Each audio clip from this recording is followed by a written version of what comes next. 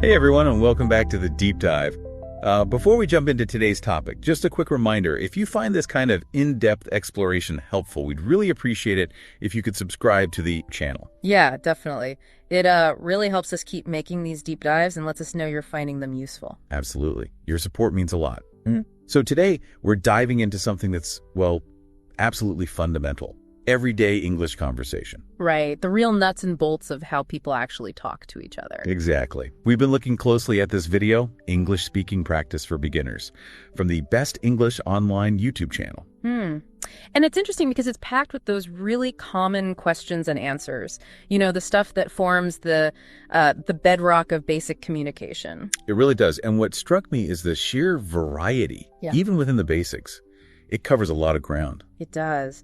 And what's valuable about a resource like this, especially for analysis, is its directness. It lays out these exchanges pretty clearly, almost like building blocks.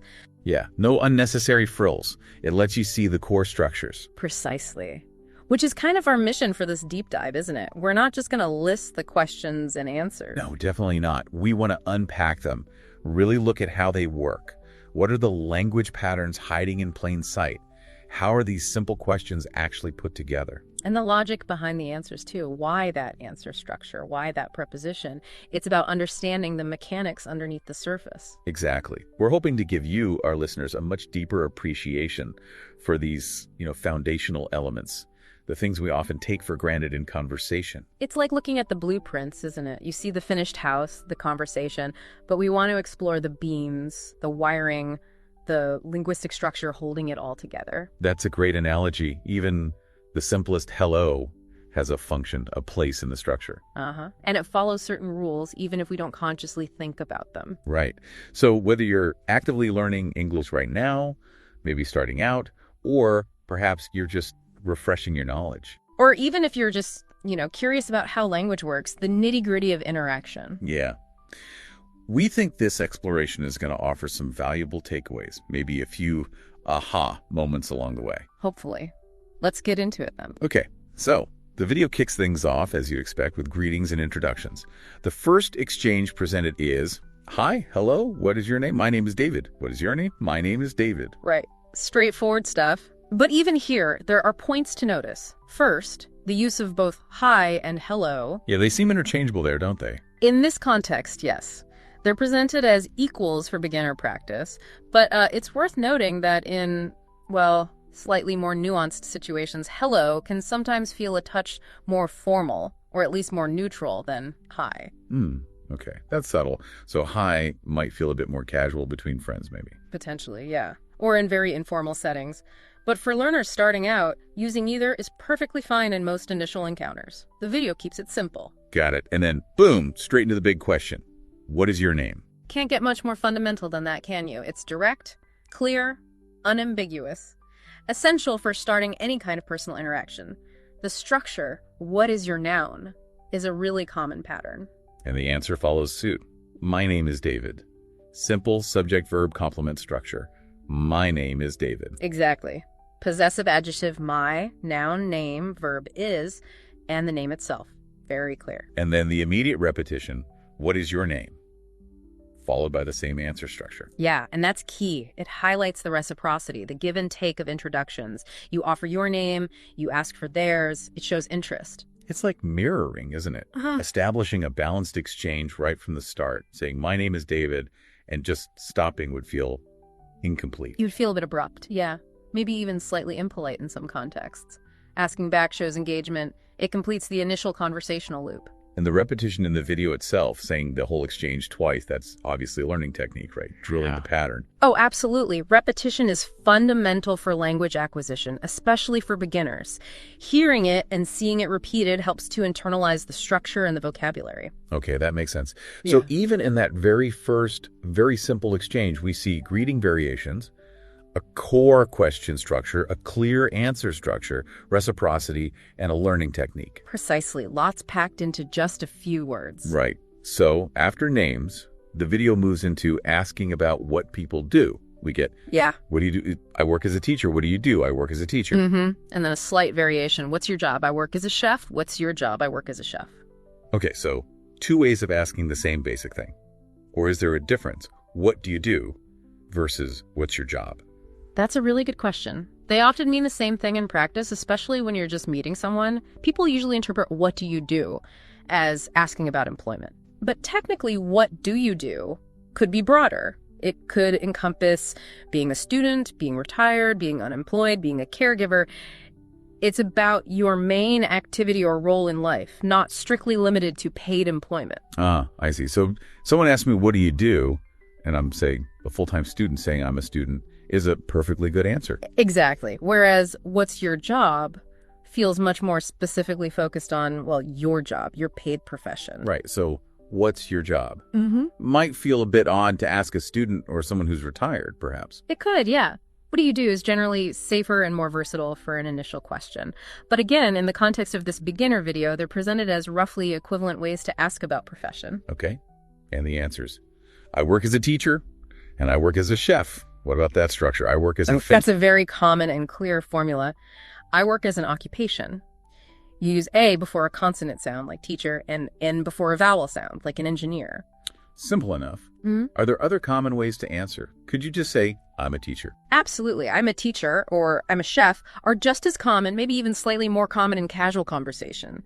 Using I work as a me perhaps puts a tiny bit more emphasis on the action of working in that role. Interesting. So, slight nuance again. And like before, the video repeats the question and answer. Drill, drill, drill. Exactly. Reinforcing both ways of asking and the typical answer structure.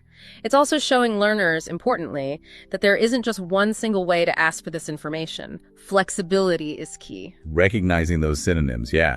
That helps both understanding when you hear it and having options when you speak. Precisely. It builds conversational resilience. Okay.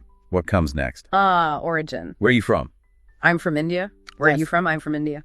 Another fundamental piece of information in getting to know someone, the question word where immediately signals we're asking about a place, a location. Simple question structure again. Where plus are plus you plus from. Yep. And the answer is equally straightforward. I am from place.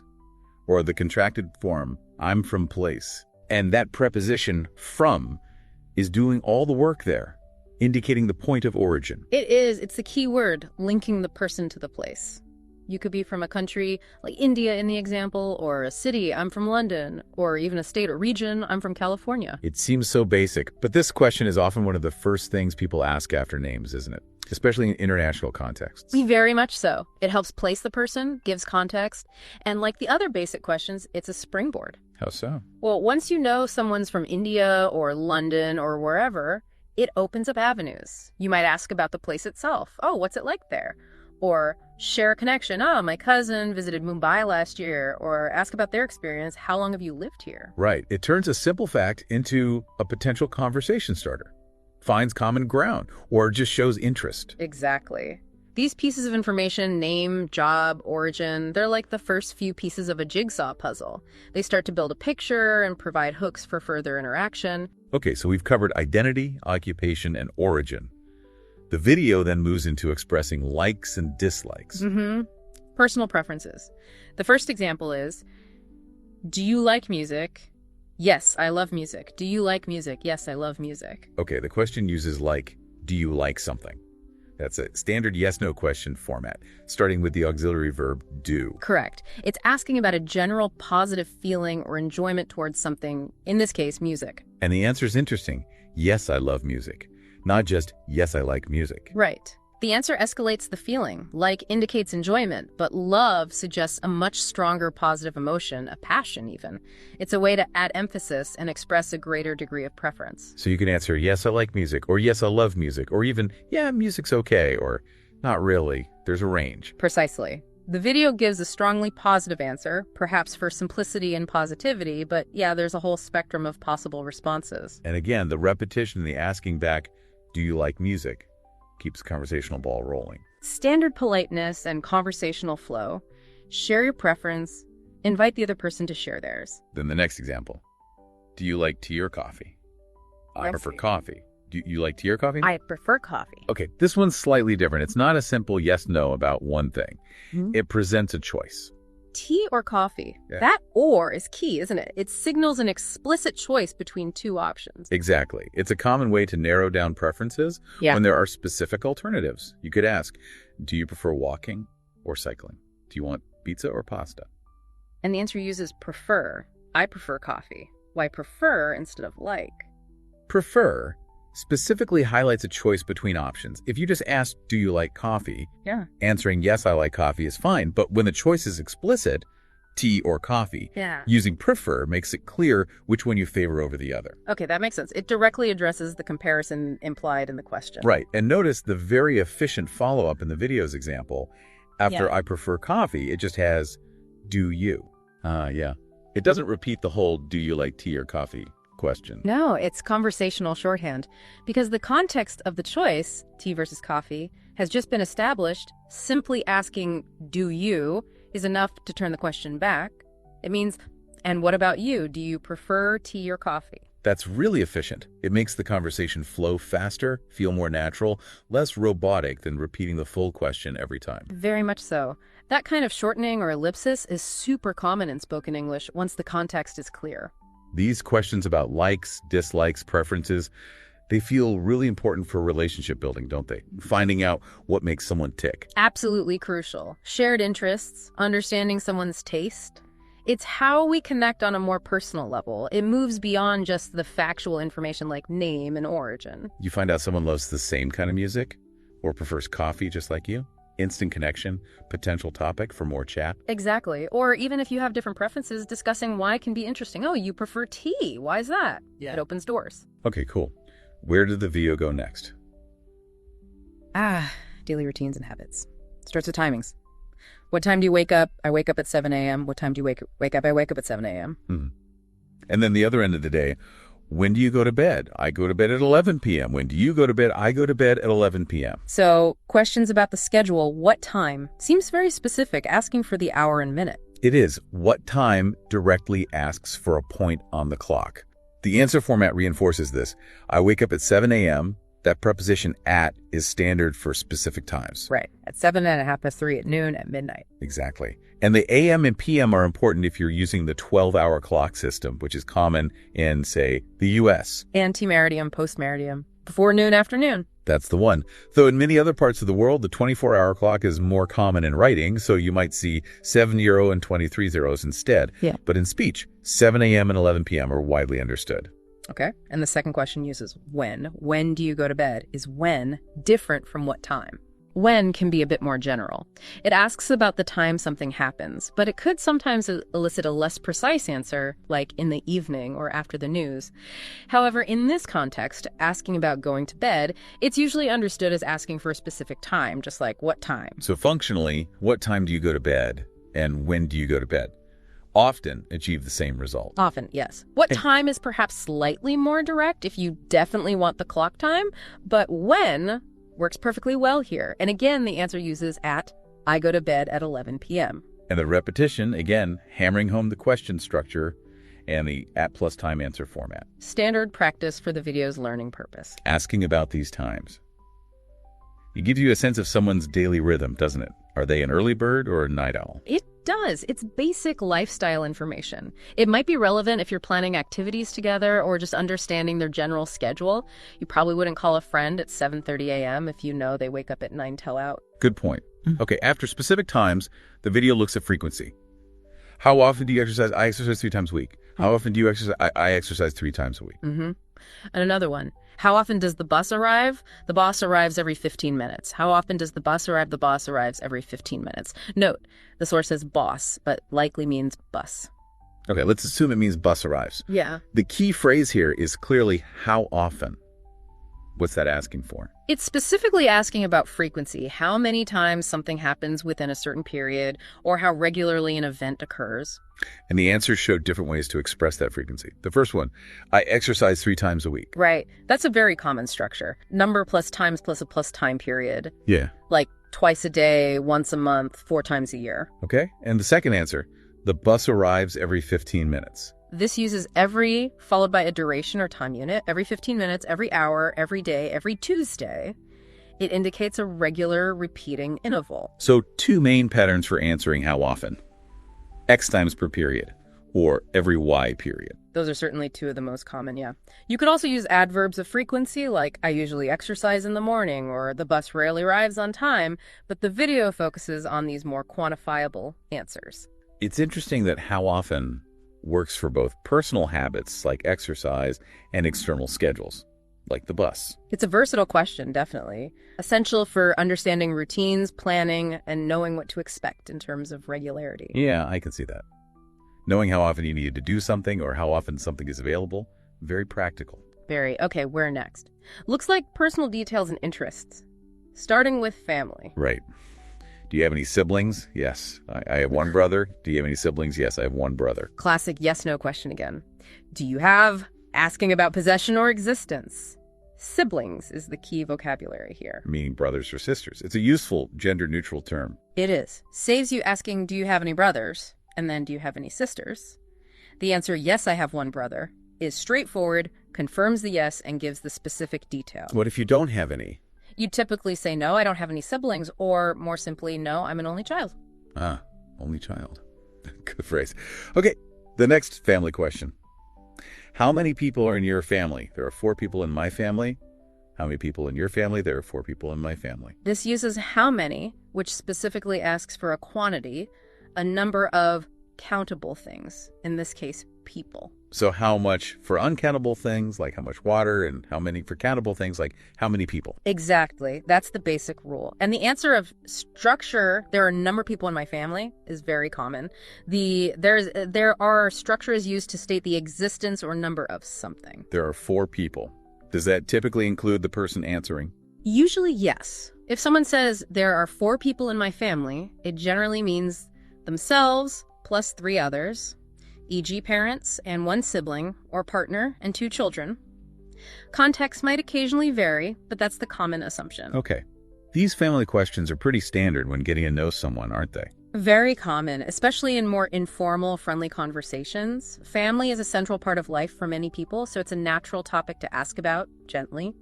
It provides context about someone's background and relationships. And can lead to more conversation, like asking about what siblings do or about parents. Precisely. Again, these basics serve as entry points. All right. From family to hobbies. What do you like to do in your free time? I enjoy reading books. What do you like to do in your free time? I enjoy reading books. This is a broader question than just asking, do you have hobbies? Free time, or spare time, refers to leisure time, away from work or obligations. And the structure, what do you like to do, invites description of activities. Yes. The answer here uses, I enjoy reading books. Notice the verb enjoy, like and love. It expresses pleasure. And it's followed by a gerund, reading. The ing form of the verb used as a noun, so enjoy often takes a gerund. Very often, yes. I enjoy swimming. She enjoys playing the piano. We enjoy traveling. You can also enjoy a noun phrase, like I enjoy concerts. Okay, and the second hobby question is more direct. Do you have any hobbies? Yes, I enjoy painting. Do you have any hobbies? Yes, I enjoy painting. Simple yes-no question again. Do you have hobbies? And the answer mirrors the previous one. Yes, I enjoy painting. Again, enjoy, followed by a gerund, painting. So hobby is the specific noun, while free time activities is a broader category. Pretty much, yeah. A hobby is usually seen as a specific, regular leisure activity pursued for pleasure. Reading, painting, gardening, collecting stamps, playing chess. Those are typical hobbies. Watching TV might be a free time activity, but maybe not always called a hobby. Got it. Asking about hobbies is another great way to find common ground, isn't it? Definitely. Discovering shared interests, learning what people are passionate about outside of work or study, it tells you a lot about their personality. Yeah. Okay, next up, language skills. How many languages do you speak? I speak 2 languages. How many languages do you speak? I speak 2 languages. Back to how many, asking for a number. This time, the countable noun is languages. And the answer is simple. I speak number languages. Straightforward. Very. And the follow-up question, can you speak Spanish? No, I can't speak Spanish, but I'm learning. Can you speak Spanish? No, I can't speak Spanish, but I'm learning. This uses the modal verb can. We use can to talk about ability, right? Yes, ability or possibility. Can you swim? Can you drive? Can you speak Spanish? It asks if the person possesses that skill. And the answer here is negative. No, I can't speak Spanish. Using the contraction can't for cannot Very common in speech. Extremely common. Saying I cannot speak Spanish sounds much more formal or emphatic. I can't is the everyday default. But the answer doesn't stop there. It adds, but I'm learning. And that's a fantastic addition, conversationally. Even though the direct answer is no, adding but I'm learning softens it, shows enthusiasm, and keeps the conversation positive. It turns a potential dead end, no, into an opening. The other person could respond with encouraging, oh, that's great, how's it going? Or maybe offer help if they speak Spanish. Exactly. It shows effort and interest, which is often appreciated. It's a much more engaging answer than just a flat no. Yeah, that's a really useful conversational strategy to point out. Even if you lack an ability now, showing willingness or progress makes a difference. Absolutely. Okay, the video then shifts gears into more practical, logistical stuff, starting with location and distance. Right. Where does he live? He lives in Mumbai. Where does he live? He lives in Mumbai. Okay, so similar to where are you from, but using the third person, he, and asking about current residence live rather than origin from. And the structure uses the auxiliary does because it's a third person singular present tense question. Where plus does plus he plus live. Correct, and the answer follows suit. He lives in Mumbai. Notice the as on lives the third person singular present tense ending. And the preposition in is used for cities, countries, larger areas. In Mumbai, in France, in the city center? Yep. Compare that with at for specific addresses, at 12 Baker Street, or sometimes on for streets on Oxford Street. Prepositions of place can be tricky, but in for cities, countries is a reliable starting point. Okay. And the distance question. Oh. How far is your house from here? It's about 10 kilometers away. How far is your house from here? It's about 10 kilometers away. The key phrase is how far, used specifically to inquire about distance. And the answer? It's about 10 kilometers away. What's the significance of about? About or around indicates an approximation. It means roughly, not exactly, 10 kilometers. In everyday speech, we often estimate distances rather than giving precise measurements, unless we know them exactly. Right. You wouldn't usually say it's 9.87 kilometers away unless you had a specific reason. About 10 kilometers is more natural. Exactly. And kilometer is the abbreviation for kilometers, the metric unit of distance common in most of the world. In the U.S., you'd likely hear miles instead. These location and distance questions are essential for, well, navigating the world right, making plans, giving directions. Absolutely. Understanding where things are in relation to each other. Crucial practical information. Okay, staying practical, transportation. This section has a few variations. First, how do you get to work? I take the bus. How do you get to work? I take the bus. How do you get to work is a very common, quite informal way to ask about someone's commute, their usual method of travel to their workplace. And the answer, I take the bus, uses the verb take with public transport. Is that standard? Yes, very standard. You take the bus, take the train, take the subway, take a taxi. Okay. What about the next one? How does he travel to work?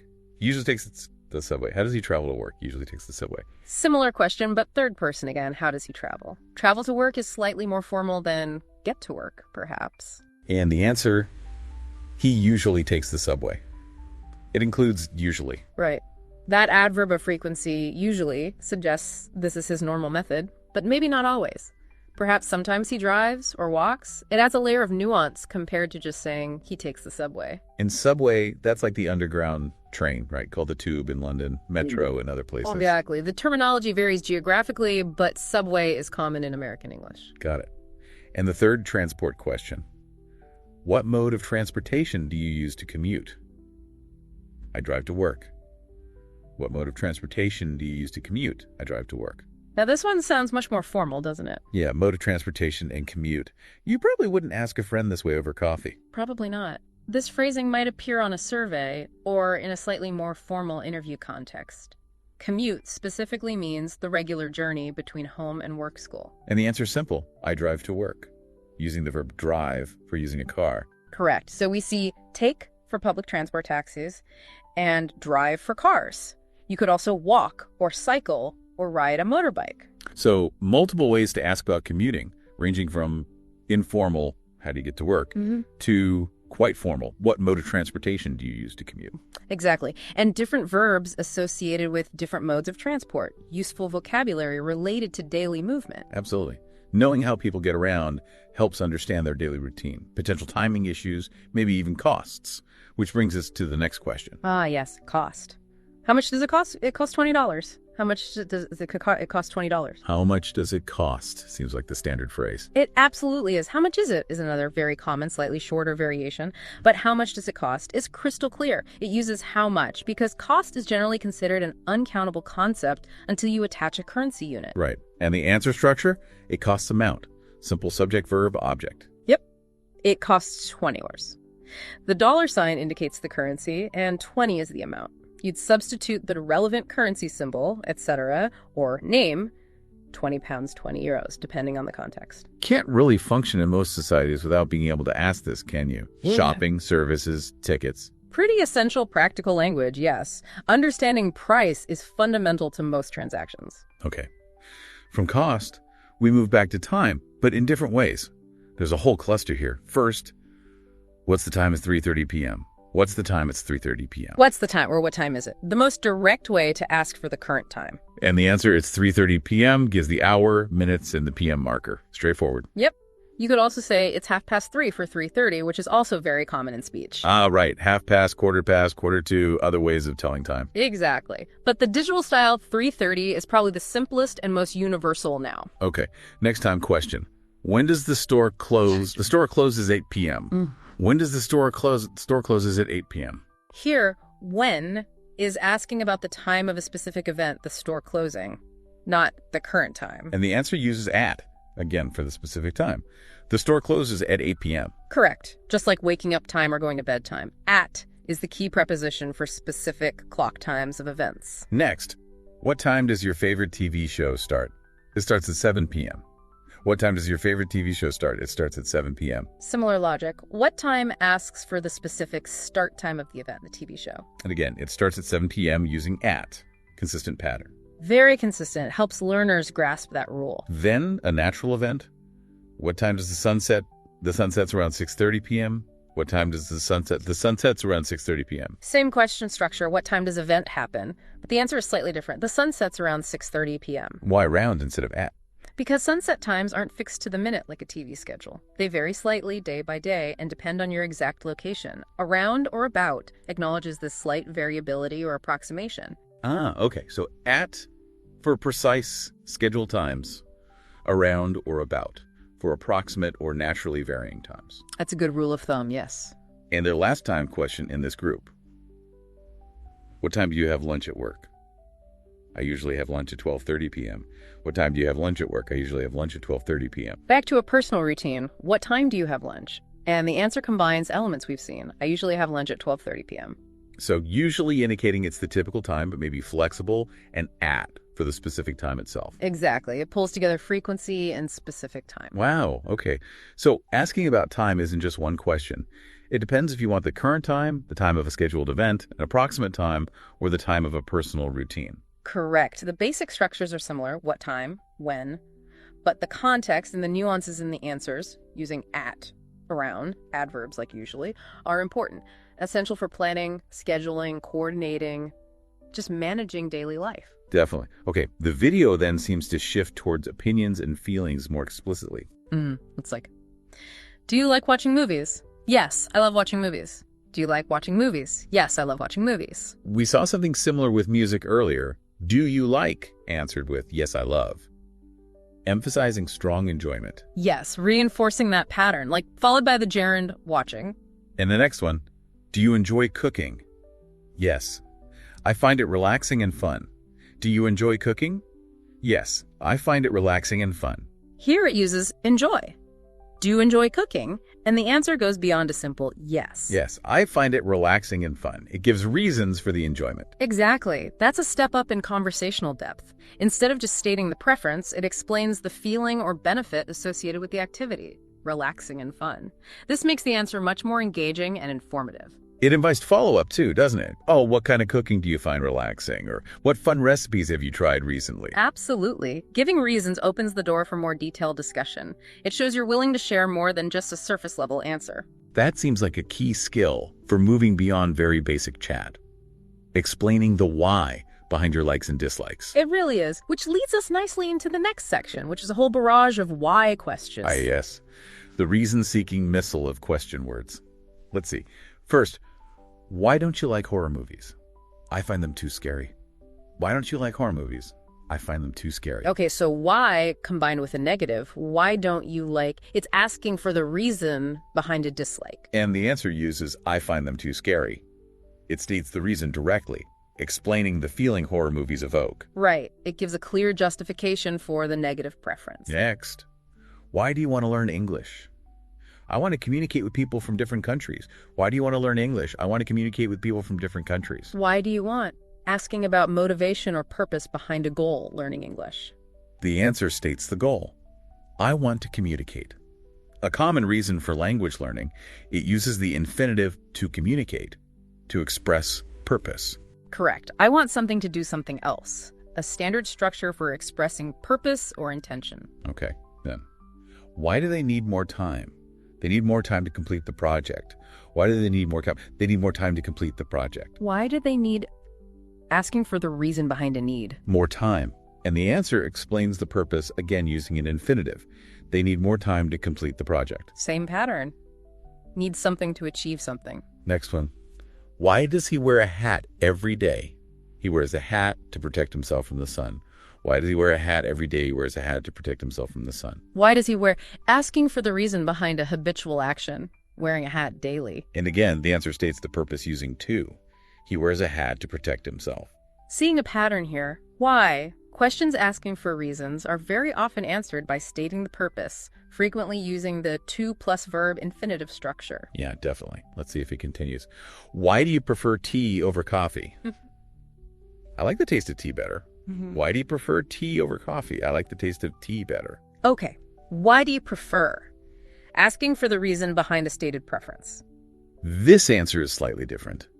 I like the taste of tea better. It doesn't use the to infinitive. It gives a reason based on liking or sensory experience. Good observation. While purpose infinitives are common, reasons can also be expressed with clauses starting with because, though not used here, or by simply stating the factor like taste preference here. Okay. Next. Why do you wear glasses? I wear glasses to see better. Why do you wear glasses? I wear glasses to see better. Why do you wear? Reason for wearing something. And the answer, back to the pattern. I wear glasses to see better. Purpose infinitive. Yeah. Then, why does he take the bus to work? Yeah. He takes the bus because it's convenient and affordable. Why does he take the bus to work? He takes the bus because it's convenient and affordable. Why does he take the bus? Reason for choosing a mode of transport. And this answer explicitly uses because.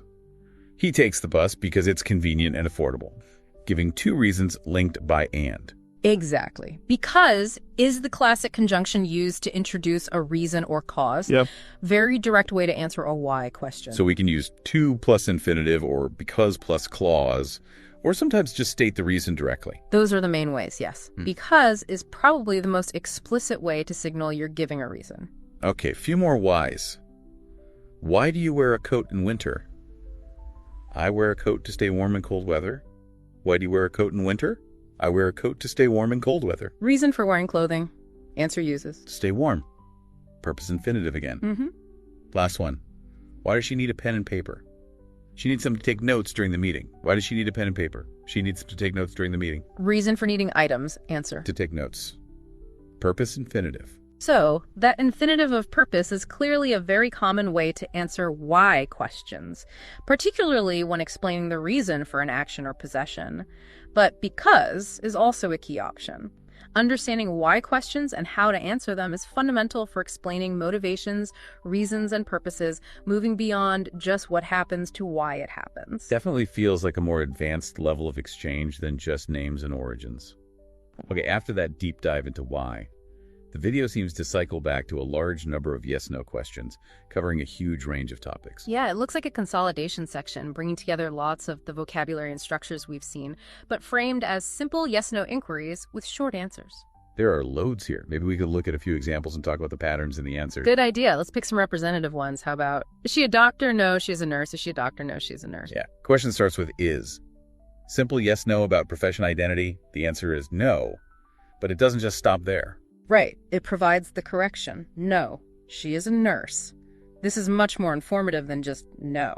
It clarifies the actual situation. Very common pattern for negative answers, isn't it? Negate and correct, or negate and clarify. Very common and helpful. How about, do you have a pet? No, I don't have any pets. Do you have a pet? No, I don't have any pets. Question with do you have, asking about possession. Answer is no, followed by the full negative sentence.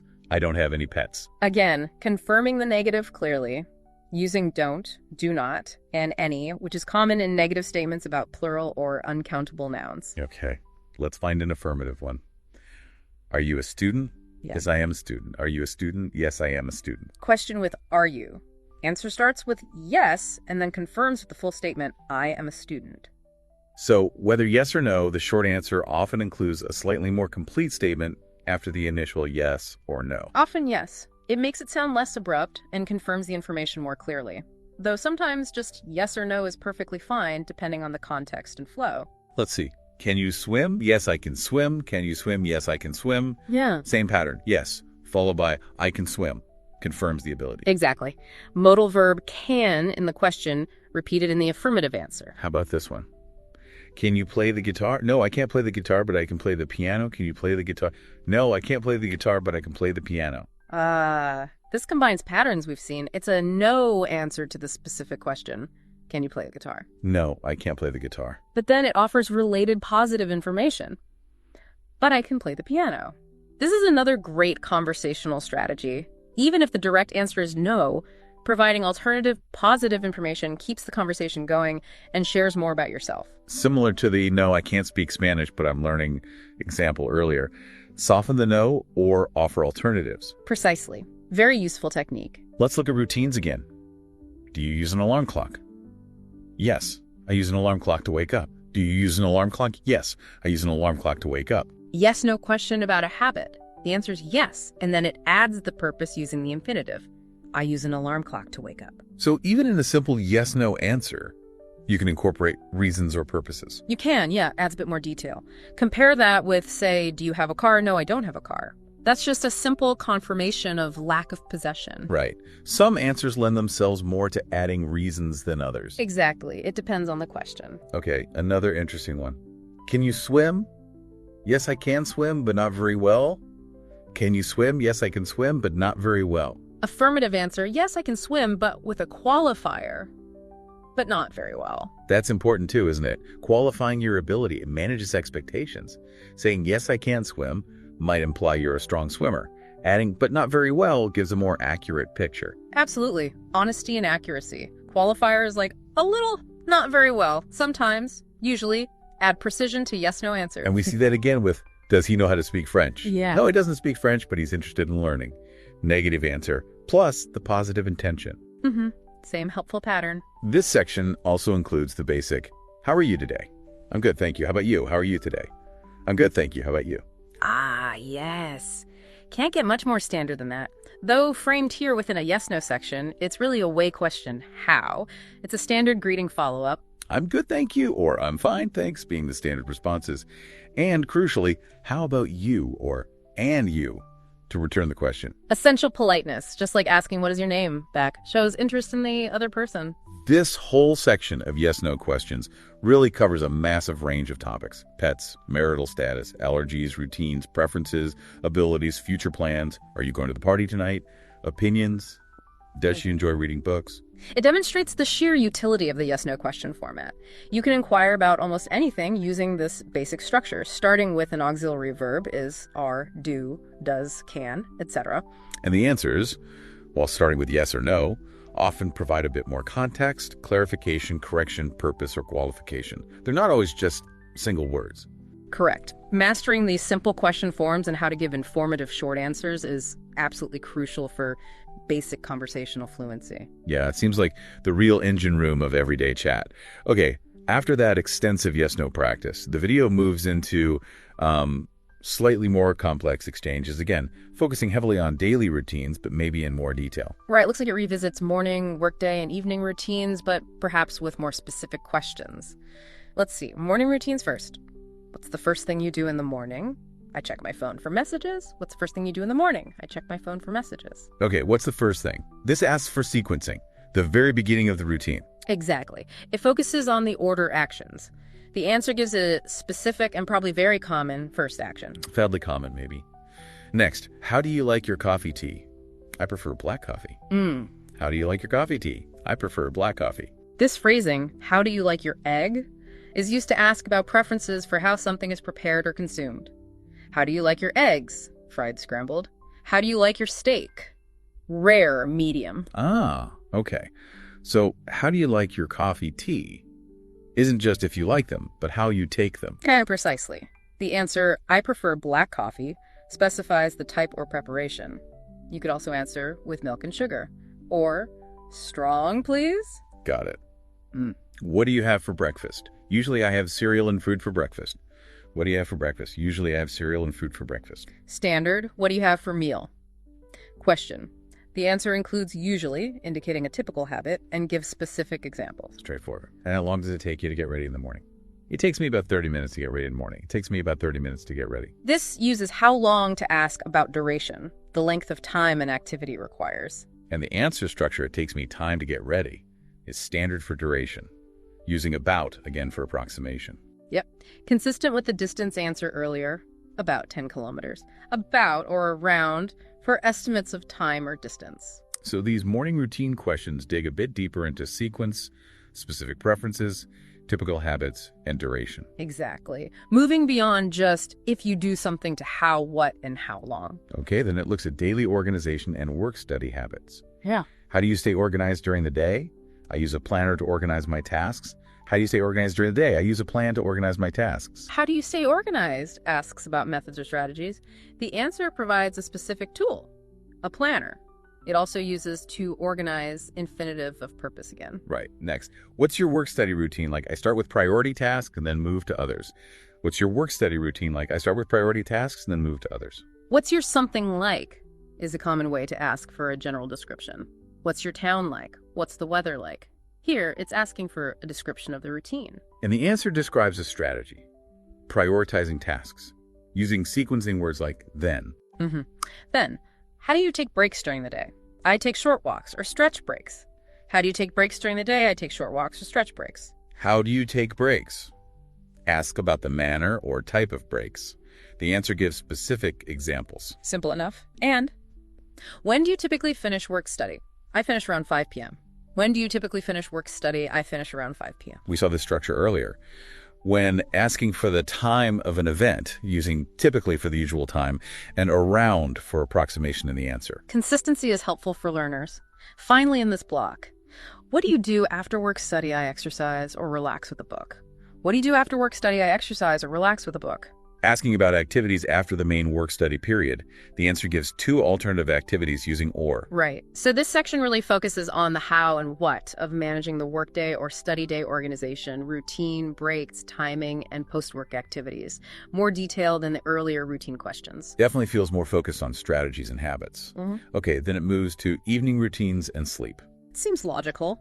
Following the day through. First, how do you unwind in the evening? I watch a TV show or listen to music.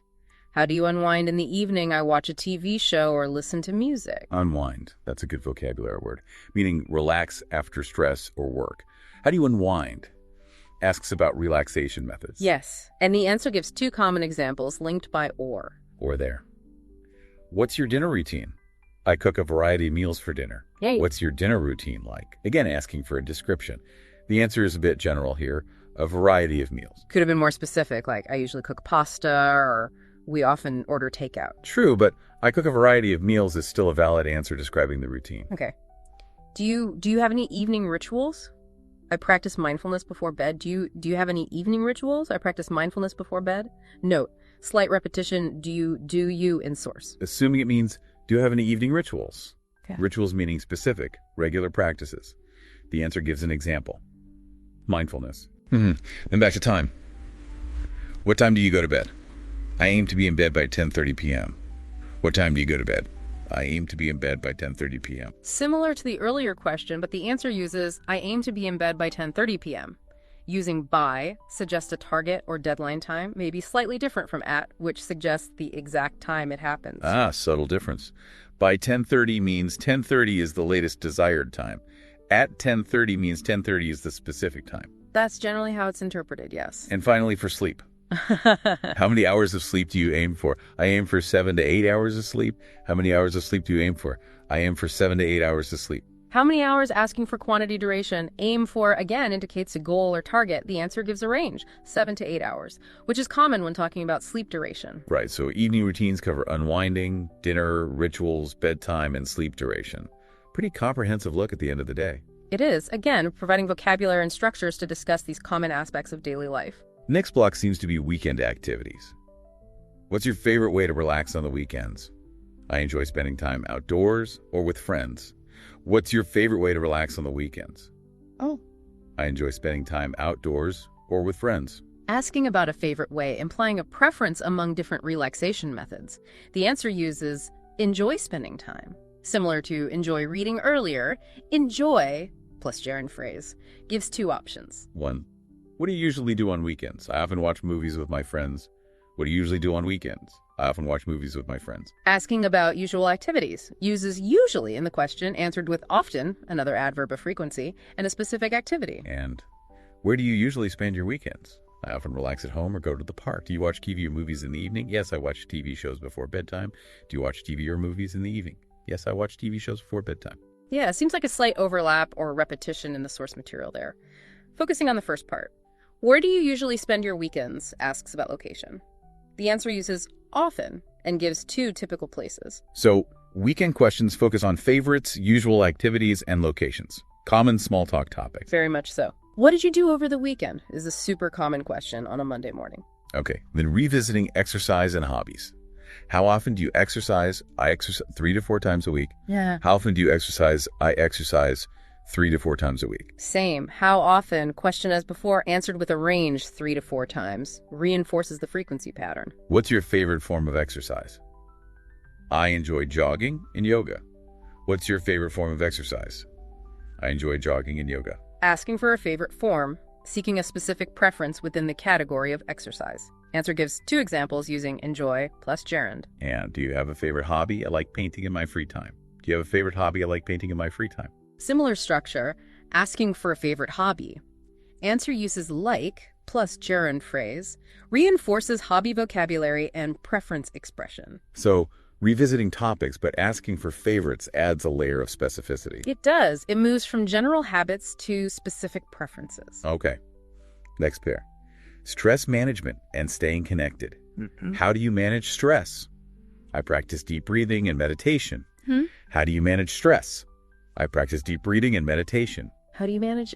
Asking about methods or strategies for dealing with something stress, answer gives specific techniques. And how do you stay connected with family and friends I call or video chat regularly?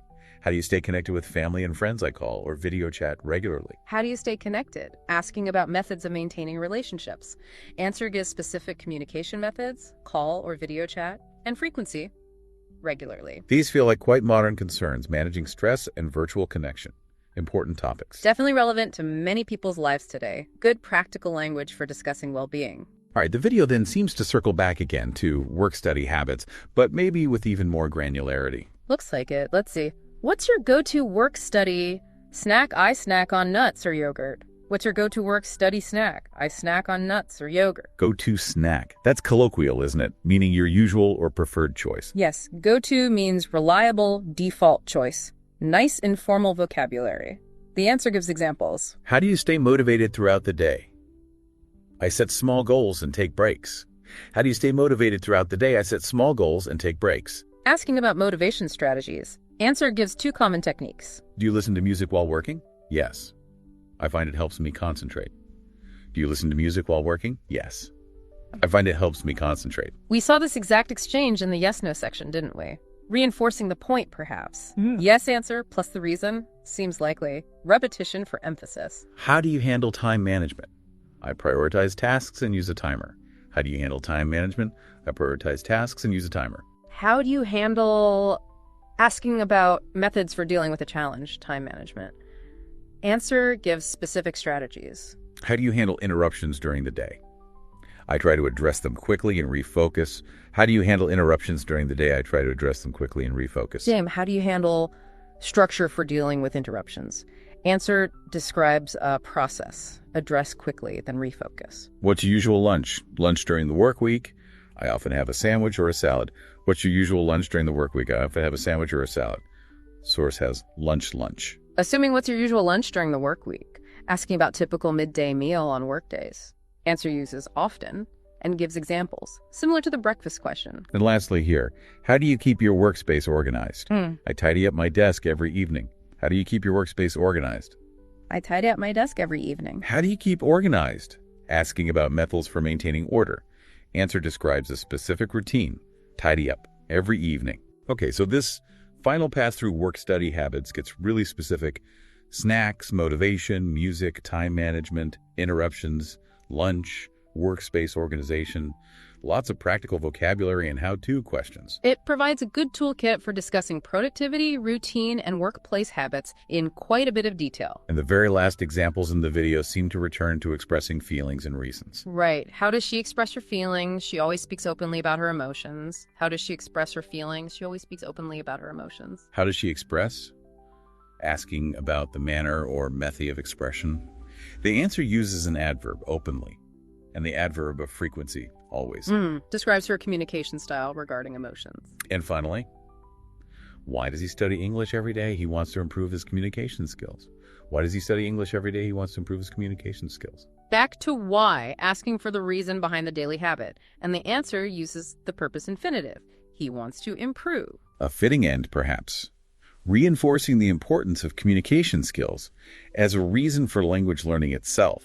A nice meta touch, perhaps. It brings together the why question with the overall theme of language practice.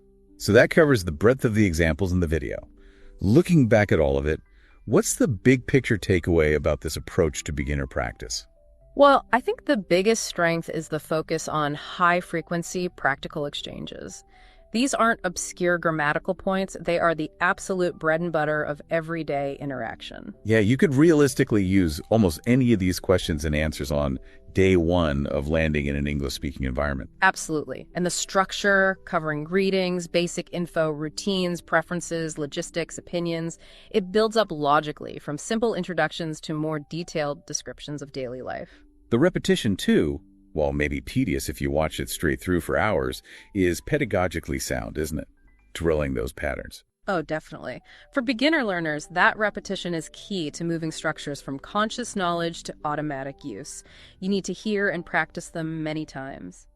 And I appreciated the subtle introduction of variations, asking the same basic thing in slightly different ways, like, what do you do versus what's your job?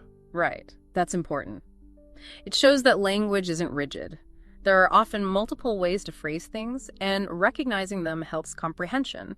It also provides learners with choices when they speak. What about any potential downsides or things learners should be aware of? Well, it's very focused on question-answer pairs. Real conversation is often messier, right? People interrupt, go off on tangents, use more fillers, tell stories. This provides the basic script, but fluency also involves navigating those less predictable elements. True. This gives you the lines, but not necessarily the whole performance of a real spontaneous conversation. Exactly. And while it covers a lot, it's naturally limited. Complex opinions, negotiations, storytelling, expressing subtle emotions, those require more advanced language. But that's not the goal here. The goal is the foundation. And it does that well. It provides those essential building blocks. You learn these patterns, and then you can start combining them, expanding on them. Answering, yes, I like music can become, yes, I love music, especially live jazz. I went to a great concert last week. Precisely. It's the starting point from which more complex communication can grow. Mastering these fundamentals gives learners the confidence to engage in simple interactions, which is hugely motivating. So overall, a valuable resource for understanding and practicing those core conversational exchanges that make up so much of our daily talk. I would agree. Clear, practical, and focused on immediate communicative needs. Well, this has been a really comprehensive deep dive, hasn't it? We've gone from high all the way to workspace organization. It really shows how much structure underlies even simple talk. It does. Language is systematic, even in its everyday use. Breaking it down like this helps reveal that system. So, for you listening, as you go about your day, maybe try to notice these patterns. When someone asks you, how are you? What time is it? How do you like? Why? Think about the structures we've discussed. And think about your own answers. Could you add a reason, a qualifier, an alternative? How could you use these basic blocks to build slightly richer interactions? Great points. Thanks so much for joining us on this exploration of foundational English. We hope digging into these everyday questions and answers has been insightful. It's been a pleasure analyzing these crucial elements with you. Communication starts here. And that brings us to the end of this deep dive. We really appreciate you spending this time with us, going through these fundamental conversational building blocks. Remember, getting comfortable with these everyday questions and answers really is the key. It builds confidence and makes real communication possible. Absolutely. So here's a final thought for you to mull over. Reflecting on all these different types of questions about routines, preferences, reasons, abilities, which ones do you find yourself using most often in your own life, or perhaps needing most in your English learning journey? This is a good reflective question. And maybe think about how you could take one of these basic exchanges we discussed today and, expand on it. If someone asks, do you like music? How could you answer in a way that invites more conversation than just yes? Something to definitely consider as you practice and use your English. A practical challenge to take away. How to move from the basic block to a more elaborate structure. Exactly. Well, thank you, everyone who stayed with us right to the very end of this detailed exploration. Your dedication is fantastic. We really appreciate you tuning in. And one last time, if you found this deep dive valuable and want more explorations into language and communication, please do hit that subscribe button for the English Easy Here channel. It helps us keep bringing this content to you. Thanks again for listening. Welcome to the deep dive. We're really glad you could join us today. Hello, everyone. We've got something quite interesting lined up for you. We're basically taking a source and, pulling it apart to see what makes it tick, what key knowledge we can extract just for you. And today's source is a YouTube transcript. It's called English Conversation Practice, Learn English Speaking Practice for Beginners. Comes from the channel Best English Online. Right. So our mission today, we want to dig into this transcript, look at the fundamentals of English conversation as they're presented in this, very practical dialogue. What does it really tell us about basic communication? It should be quite revealing, actually. Even simple dialogues can tell us a lot. Absolutely. And hey, before we really get started, if you enjoy this kind of breakdown and you're working on your English, do check out and subscribe to the channel English Easy Here. Lots of great stuff over there. Good suggestion. Okay then, let's jump in. Where do we start with this transcript? The beginning, I suppose. Makes sense. The very opening exchange is, it's classic. Hi, hello, what's your name? My name is Ruch. What's your name? My name is Rika. How are you? Hey. I'm fine. Thank you. How are you? I am fine. Thank you. Wow. Laid out like that, it sounds almost robotic. But it's incredibly efficient, isn't it? Efficient is the word. You've got the greeting, hi, hello, acknowledging presence, then immediately, bang, names. What's your name? My name is... It's so direct. There's no small talk before the names, really. Exactly. And notice the reciprocity. What's your name? It mirrors back immediately. It's not just one person asking, it's an exchange. Very balanced. Yeah, that balance seems important. And then the how are you part. Again, very direct, very reciprocal. I am fine, thank you. How are you? I am fine, thank you. It's, it's the polite formula. We talked about this being phatic communication. It's less about conveying your actual state of being fine, perhaps. Right. You might not be fine at all. Precisely. But it's about the social ritual. It's the expected, polite thing to do. It smooths the start of the interaction, establishes a baseline of consideration. Like a verbal handshake. You said that earlier. I like that. It's the tone. Polite, reciprocal, direct. Exactly. And think about it from a learner's perspective. These are short, manageable chunks. Easy to memorize, easy to deploy, very practical building blocks. Okay, so we've established presence, names, and basic politeness. Yeah. What comes next in this typical flow? Well, the transcript moves logically to origin and language ability. Where are you from? I'm from New Delhi. Where are you from? I'm from New Delhi.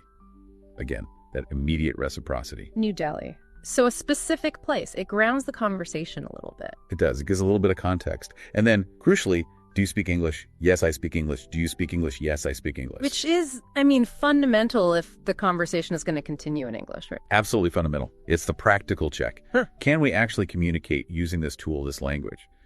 If the answer was no, the conversation would have to take a very different path or perhaps end there. It's interesting how these very basic, almost logistical questions, name, origin, language, come right at the front. It's like setting the parameters for the interaction. It is. You're sort of establishing the who and how of the conversation. Who am I talking to? Where are they from? Broadly.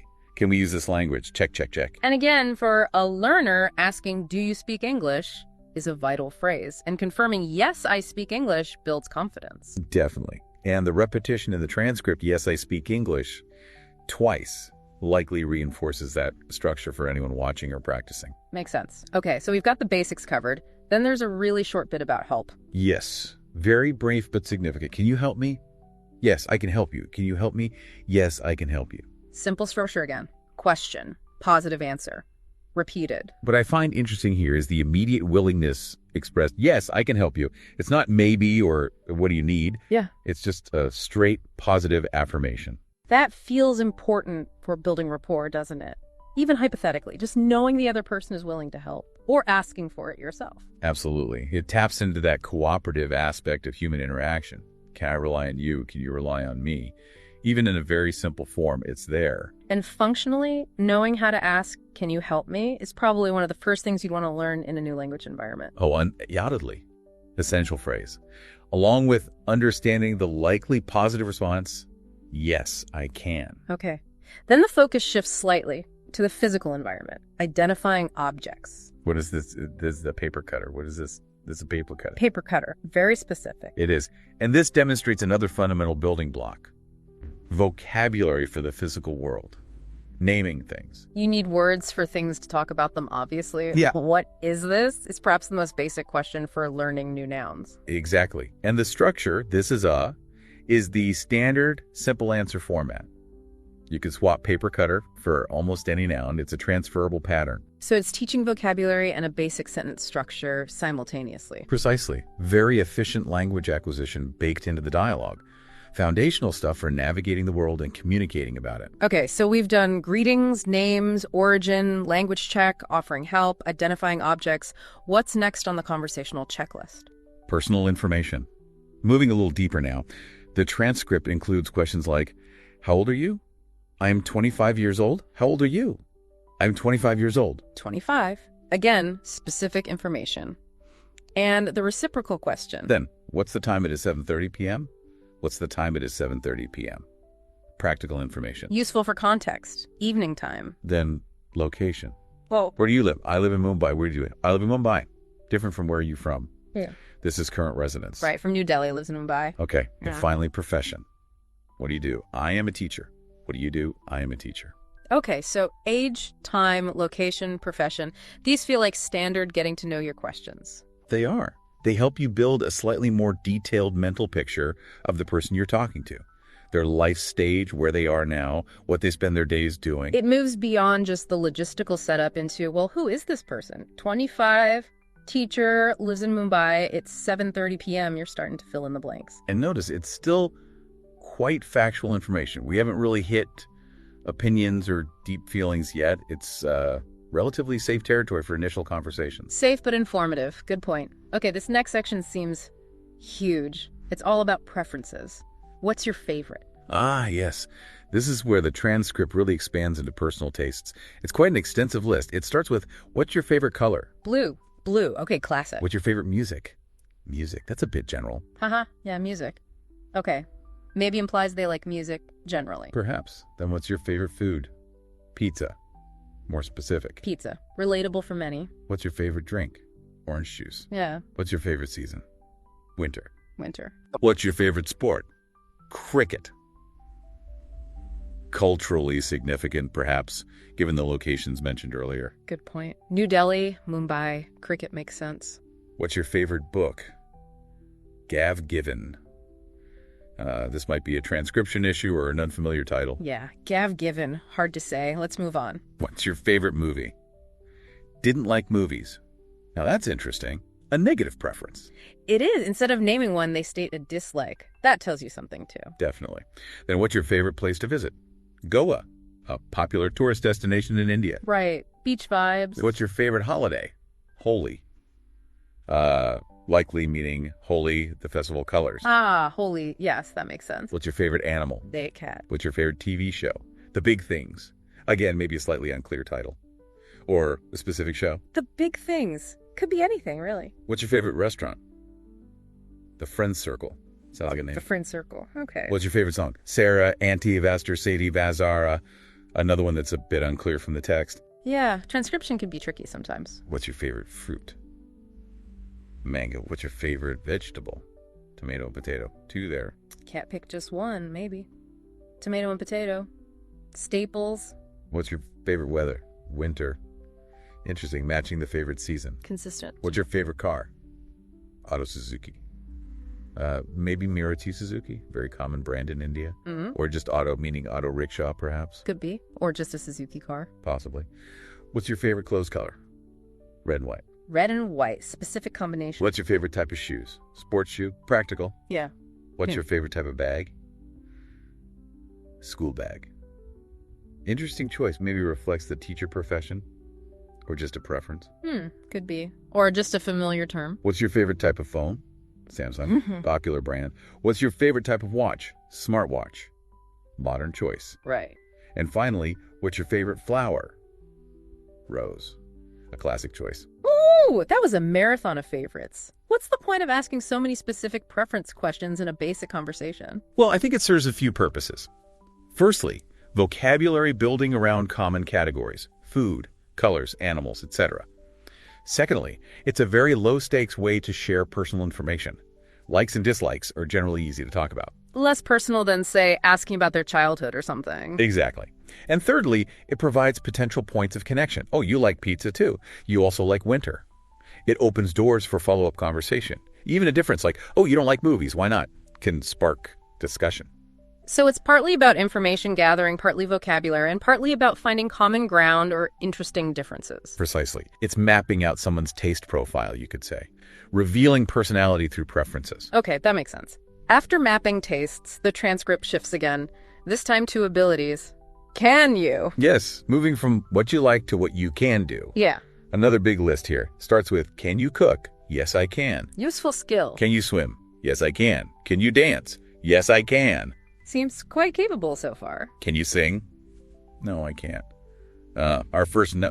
Right, okay, so not a singer. Can you draw? No, I can't. Another no. Okay, so more physical, practical skills than artistic ones, perhaps. Let's see. Can you use a computer? Oh. Yes, I can. Oh. Essential skill today. Definitely. Can you ride a bicycle? Yes, I can. Can you ride a motorcycle? No, I can't. Okay, bicycle, yes. Motorcycle, no. Can you ice skate? No, I can't. Can you play chess? Yes, I can. Interesting mix. Yes, okay. A strategic game. Can you ride a horse? No, I can't. Can you bake cookies? Yes, I can. Back to the kitchen skills. Cook and bake cookies. Cook. Can you do yoga? Yes, I can. Physical activity. Yes. Can you juggle? No, I can't. Can you do magic tricks? No, I can. More performance-oriented skills are no. Seems like it. Less juggling, more yoga. Can you ride a skateboard? No, I can't. Can you do handstands? No, I can't. Yeah. More physical feats? Also no. Okay. Can you bake a cake? Yes, I can. So cookies and cake. Baking seems solid. Consistent baker. Can you play soccer? Yes, I can. Sporty again. Okay. Can you knit or crochet? No, I can't. Right. Crafting is out. Can you ride a scooter? Yes, I can. Another two-wheeler, but not a motorcycle. Interesting. Yes. Scooter, yes. Motorcycle, no. Maybe reflects licensing or experience. Could be. Can you do a cartwheel? No, can't. Can you ride a skateboard? No, I can't. That right must be a typo for ride again. Almost certainly. So, no skateboarding. Can you do a somersault? No, I can't. Can you do a backflip? No, I can't. Acrobatics are definitely out. Seems safe to say. Can you swim in a lake? Yes, I can. Confirm swimming ability in a specific context. Right, not just a pool, maybe. Can you play the piano? No, I can't. Musical instrument ability. So no singing, no piano. And finally, can you cook a special dish? Yeah. Yes, I can. Building on the earlier can you cook.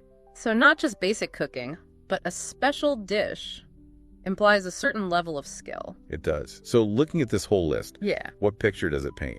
Well, it paints a picture of someone who is practical, can cook, bake, use a computer, ride a bike and scooter, physically active with swimming, yoga, soccer, enjoys chess, but maybe less inclined towards, say, performance arts, complex acrobatics, or certain crafts like knitting. I think that's a fair assessment based on the yes and no answers. Again, it's building a profile. It moves beyond passive preferences, what I like, to active capabilities, what I can do. And like the preferences, it offers potential connection points. Oh, you play soccer, me too. Or you can bake a cake, what kind? Exactly. It opens up avenues related to shared activities or learning from each other. And for the language learner, practicing yes, I can, no, I can't with different verbs is incredibly useful. Very true. Okay, from abilities, the conversation seems to touch upon possessions, but specifically in terms of relationships. Yes, questions about close connections. Do you have any siblings? Yes, I have 2 siblings. 2 siblings. Okay, not an only child. Do you have any pets, people? Yes, I have a dog. A dog owner. Yeah. That tells you something about lifestyle, maybe. Responsibilities. Often does. And do you have any children? Yes, I have 2 children. 2 children. Okay, significant life information. Combined with being 25, maybe young children? Possibly, yes. These 3 questions, siblings, pets, children, they touch on the core family and companion unit for many people. It's personal, but still quite standard in getting to know you conversations in many cultures. It adds another significant layer to the profile we're building, family structure. Definitely. And it can lead to many other conversation topics, of course. Right. So after family structure, we move to daily logistics again, specifically travel. Yeah, 2 questions here. First, the practical commute. How do you travel to work? I travel by local train. Local train. Given Mumbai was mentioned earlier, that paints a very specific picture of a daily commute. Crowded, perhaps, part of the urban fabric. Very likely. It anchors the person's daily routine in a specific mode of transport.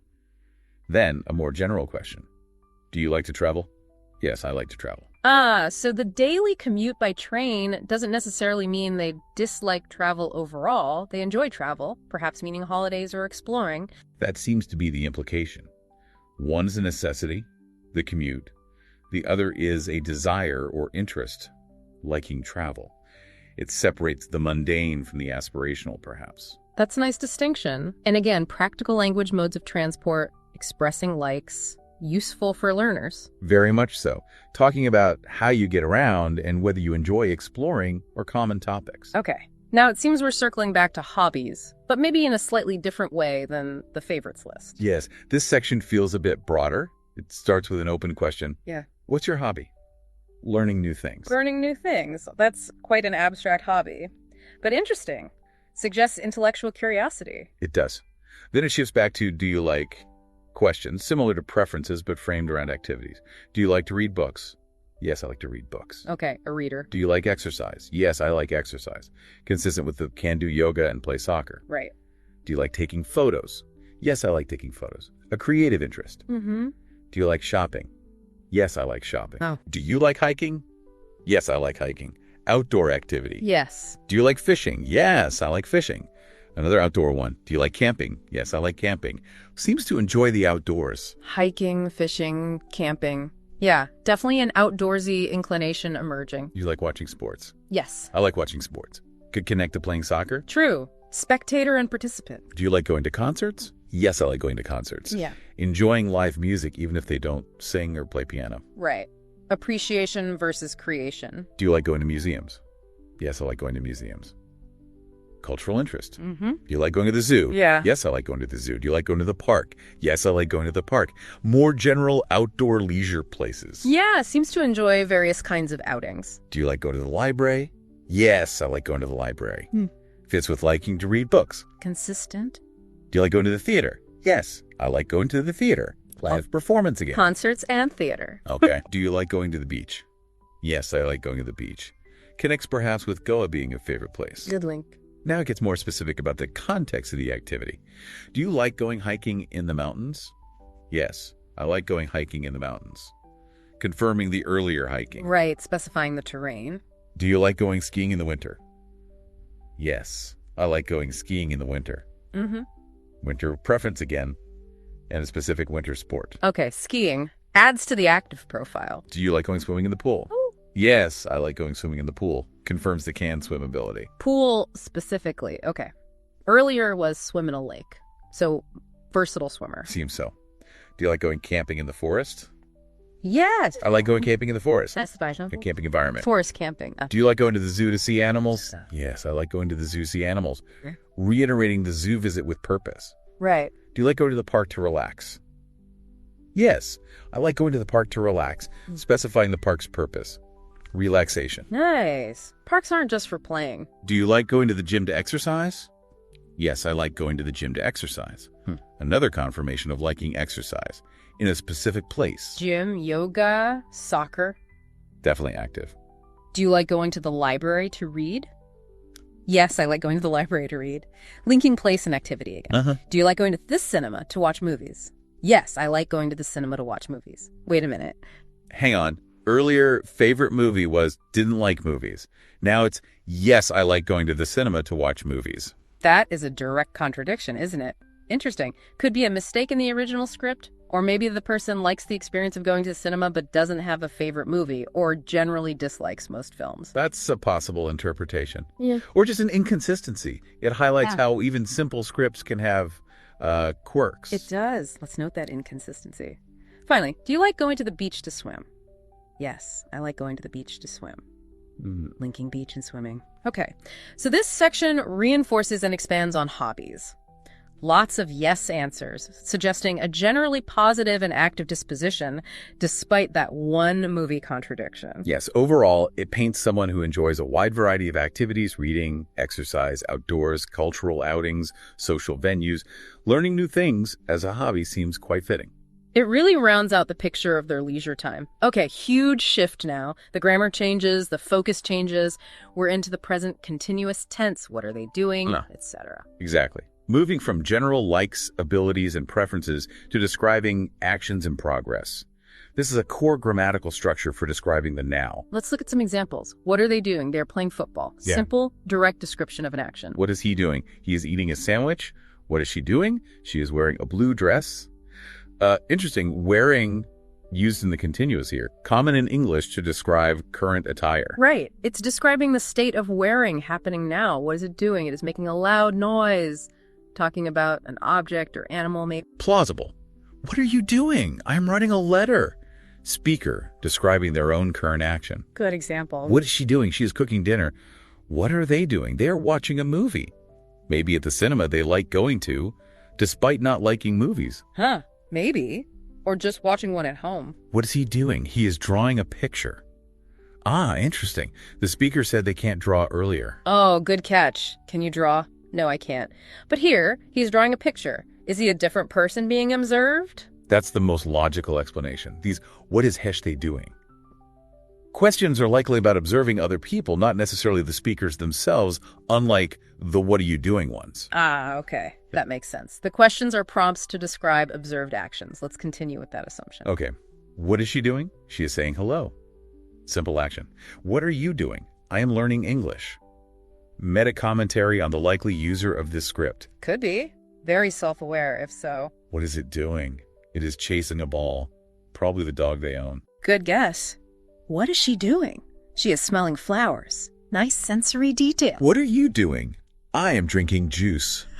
Back to the speaker's own act. Orange juice, perhaps. Their favorite. Could be. What is he doing? He's showing a video picture. What is she doing? She is cleaning his room. Okay. Domestic chore. What is it doing? It is fixing the car. A machine. Or maybe he or she was intended. A bit ambiguous. Yeah, fixing a car is odd. Let's assume person. What are you doing? I am planting flowers.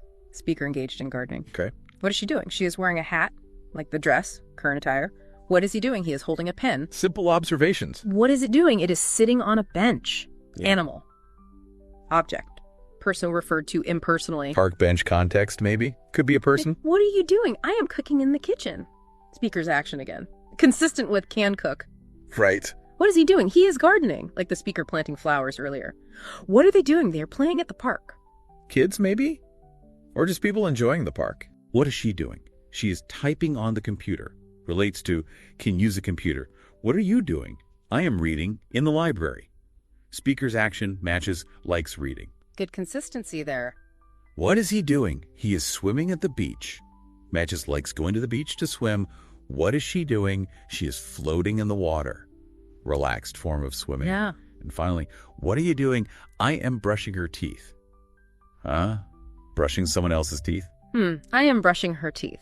Maybe the speaker is a parent brushing their child's teeth, given they have 2 children. That's a very plausible interpretation. It fits the context we've built. Yeah. So this whole section is really about practicing the present continuous tense to describe ongoing actions, both one's own and those of others being observed. Right. It's very functional for describing the immediate present. You see something happening, you can describe it. Very useful for learners. Absolutely. It adds dynamism. Language isn't just about static facts or general preferences. It's about describing life as it unfolds. Okay, so from ongoing actions, the transcript seems to move into exploring routines using time-related questions. Still using present continuous sometimes, but connecting actions to specific times or parts of the day. Exactly. It's looking at habitual actions within a daily or weekly schedule. For example, what is she doing in the morning? She's brushing her teeth. A typical morning routine. Right. Not necessarily right now, but what she typically does in the morning. Precisely. Or what is he doing at 7 a.m.? He's having breakfast.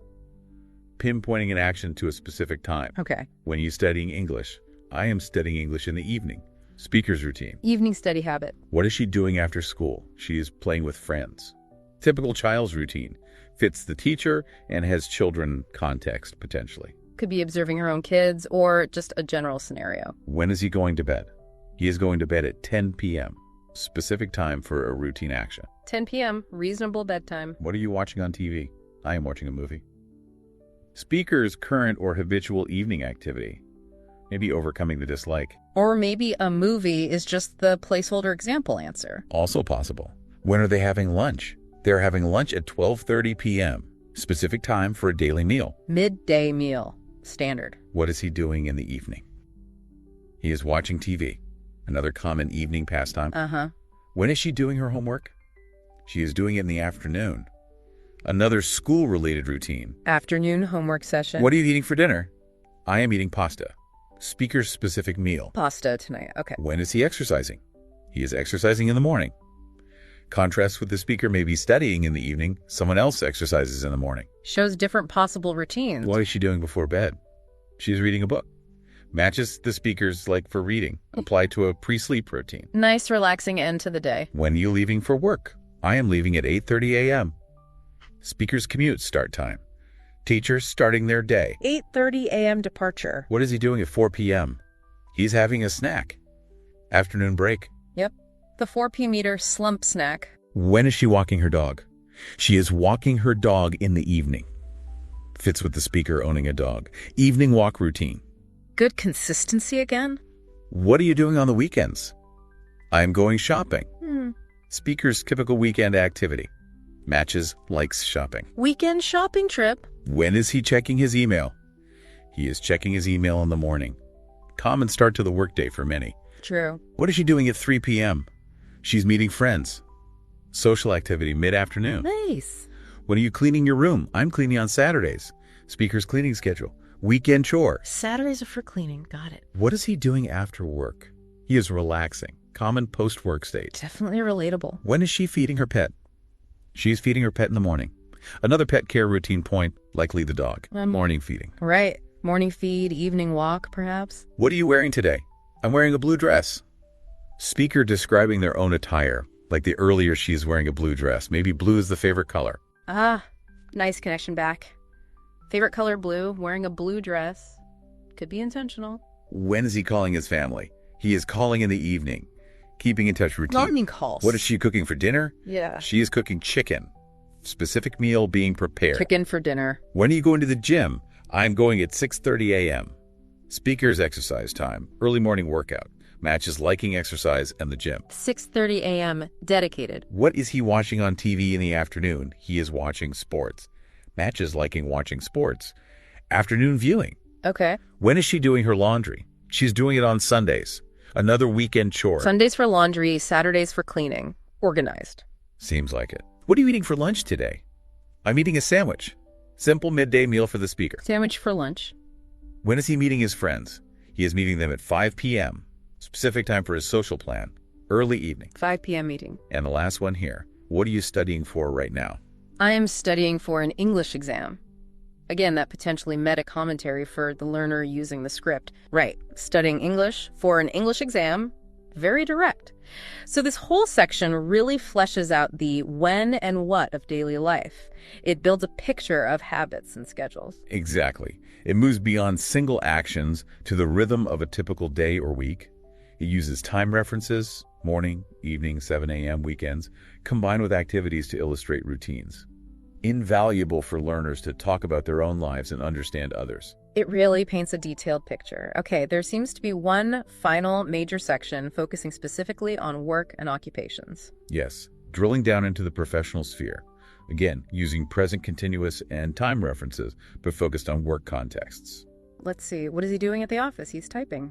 Very common office activity. Indeed. What is she doing for work? She is answering calls. Right. Another typical work task may be customer service or reception. Plausible. When are you working today? I am working from 9 a.m. to 5 p.m. Speaker defining their work hours. Fits a standard workday, maybe for the teacher role. Seems standard. What are they doing in the factory? They're assembling products. Example of manual or industrial work. Okay, different setting. What is she wearing at the hospital? She was wearing a white coat. Specific work attire for a medical setting? Nurse? Doctor? White coat usually implies medical professional, yeah. When is he meeting clients? He is meeting them in the afternoon. Business interaction scheduled. Afternoon meetings. What is your boss doing right now? He is having a meeting. Imagining the boss's activity. Common scenario. Always in a meeting, right? Often seems that way. What are you getting paid? I am getting paid at the end of the month. Seeker's pay schedule. Practical information. End of the month payday. Standard for many salary jobs. What is she saying on the phone? She is talking to a customer. Again, customer service context. Right. When is the teacher teaching the class? The teacher is teaching at 10 a.m. Specific timing for the speaker's own profession, perhaps. 10 a.m. class. What is the chef cooking? He is cooking a delicious meal. Action in a specific profession, chef. In the kitchen. When are they fixing the car? They're fixing it in the garage. Mechanics work environment and action. Garage work. What is he driving? He is driving a delivery truck. Driving is part of a job. Delivery driver. Okay. When is she cleaning the house? She is cleaning in the morning. Could be professional cleaning work or domestic chores again. Context isn't fully clear. Sure. Could be either. What are they serving at the restaurant? They are serving food. Activity in a food service setting. Restaurant scene. When is your colleague leaving for a business trip? He's leaving next week. Future plan related to work travel. Next week trip. What is she designing? She's designing a website. Creative tech profession task. Website design. Modern job. When are you working on the project? I am working on it now. Speaker reporting their current work focus. On the project right now? What is the mechanic fixing? He is fixing a car. Reiterating the mechanic's role. Yep, fixing cars. When is the nurse helping patients? She is helping all day. Describing the ongoing nature of a nurse's work. Matches the white coat earlier. All day helping patients. Demanding job. What is the gardener planting? He is planting flowers. Specific task for a gardener. Connects to the speaker planting flowers too. Maybe it's a shared interest. Could be. What is your manager giving a presentation? He is giving it tomorrow. Future work event for a manager. Tomorrow's presentation. What are they creating in the art studio? They are creating paintings. Activity in an artistic workspace. Art studio, paintings. When is he serving customers? He is serving them now. Immediate action in a service role, maybe retail or restaurant. He's serving now. What is the construction worker building? He is building a new house. Task for a construction worker. Building a house. Major project. When is the cashier counting money? She's counting it at the end of the day. Typical end-of-shift task for a cashier. Cashing up. What is she fixing at the IT department? She's fixing computers. Specific task in an IT support role. IT fixing computers. Essential. When are you opening your business? I'm opening it next month. Speaker's future entrepreneurial plan. Or just an example. Interesting if it's the speaker. A teacher opening a business. It's possible. Or just demonstrating the language structure. What are they discussing in the meeting? They are discussing the project. Common meeting topic. Project discussion. And the last one. When is your coworker arriving? He is arriving at 9 a.m.